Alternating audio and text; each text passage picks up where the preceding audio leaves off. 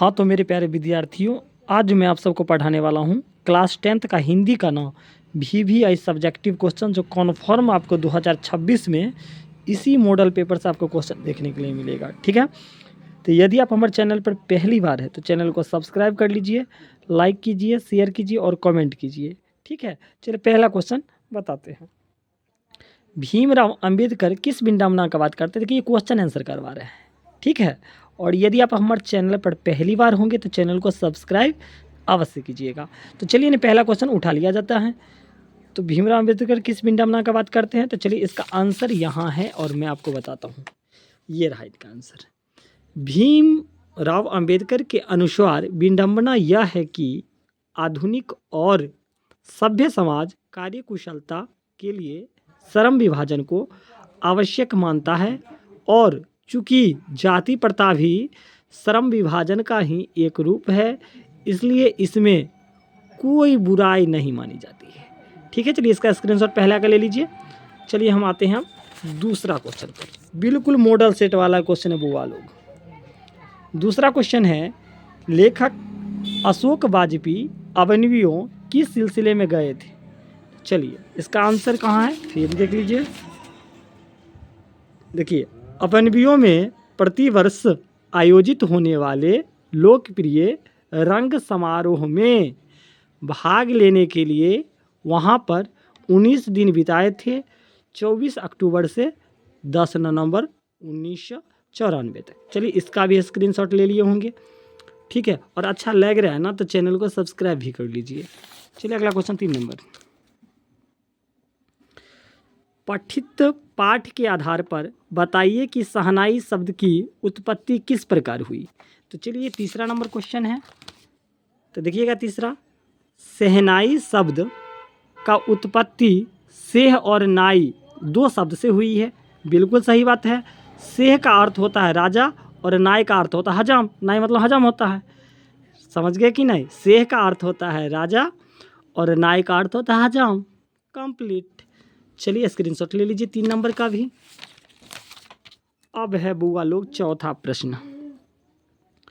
नाम कीर्तन के आगे कवि गुरु नानक किन कर्मों की व्यर्थता सिद्ध करते हैं?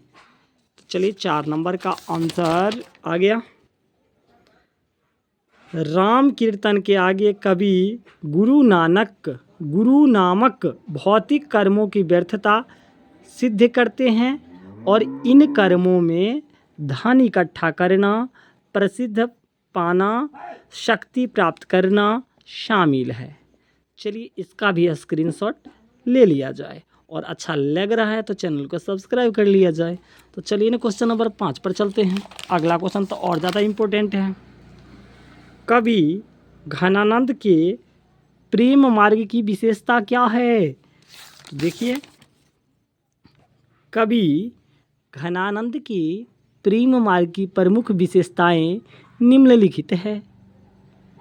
यह मार्ग अत्यंत सरल और सीधा है, इसमें कोई वक्रता या चतुराई नहीं है। ठीक है, अगला इस प्रेम में एक निष्ठता और समर्पण का भाव प्रमुख है। तीसरा गौ नंबर, घनानंद को इसी कारण प्रेम के पीर का कवि भी कहा जाता है। तो यहाँ ऐसा भी ऑब्जेक्टिव में आएगा, प्रेम के पीर किस लेखक को कहा गया है? तो घनानंद को। ठीक है, चलिए अगला क्वेश्चन। चलिए अगला क्वेश्चन क्या है, ध्यान दीजिएगा। कवि रेनर मारिया रिल्के अपने को जल, पात्र और मदिरा क्या कहते हैं? क्या कहते हैं? देखिएगा 6 नंबर का। 6 नंबर क्वेश्चन आ गया। 6 नंबर यहाँ, कवि अपने को भगवान का भक्त मानते हैं और भक्त की महत्ता को प्रकट करने के लिए स्वयं को जलपात्र और मदिरा कहते हैं। तो चलिए ये 6 नंबर हो गया। 5 नंबर क्वेश्चन छूट गया था, मैं आपको करवा देता हूँ। तो 5 नंबर क्वेश्चन क्या है? कवि घनानंद के प्रेम मार्ग की विशेषता क्या है? तो चलिए यहाँ देख लेते हैं 5 नंबर का। देखिएगा, कवि घनानंद के प्रेम मार्ग की प्रमुख विशेषता निम्नलिखित है। ठीक है, और ये इसका स्क्रीनशॉट अच्छे से ले लीजिए।